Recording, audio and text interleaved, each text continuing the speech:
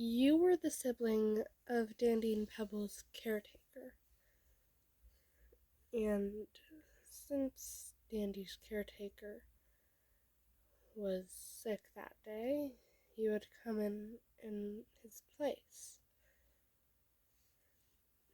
And since you had been dating Dandy, it wasn't much of a problem for you.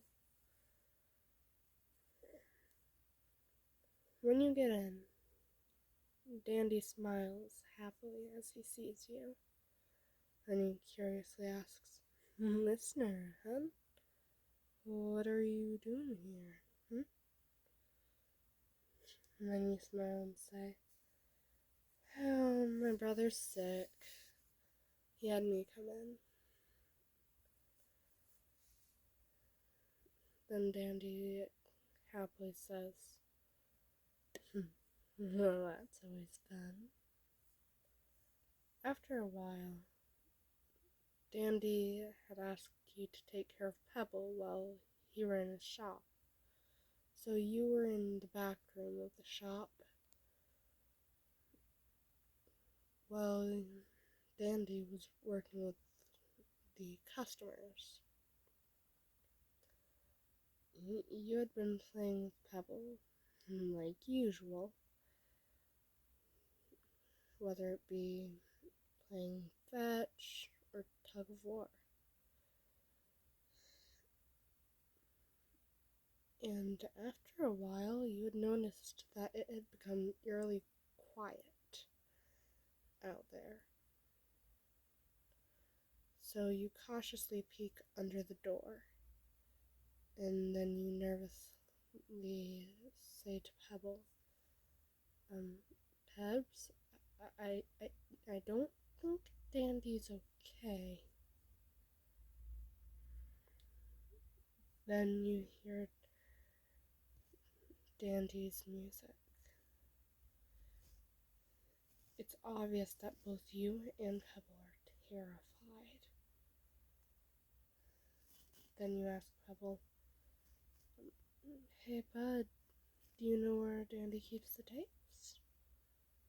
If we can get a hold of those and get them to him before he somehow goes full twisted, it'll be okay." Then Pebble leads you to a small area with a box full of tapes. You grab a few, then gently pick up Pebble because you don't want him getting an ichor. After a while, the two of you are just walking around, since you know Dandy wouldn't go in the elevators.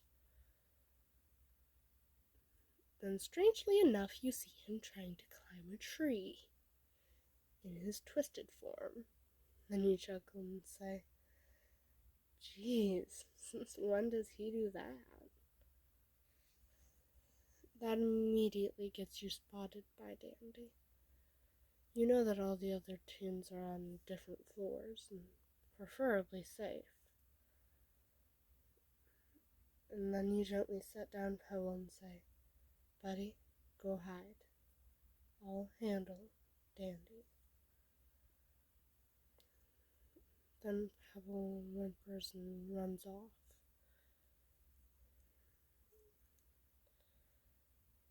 You notice that Dandy's both on the verge of attacking you and trying his best not to.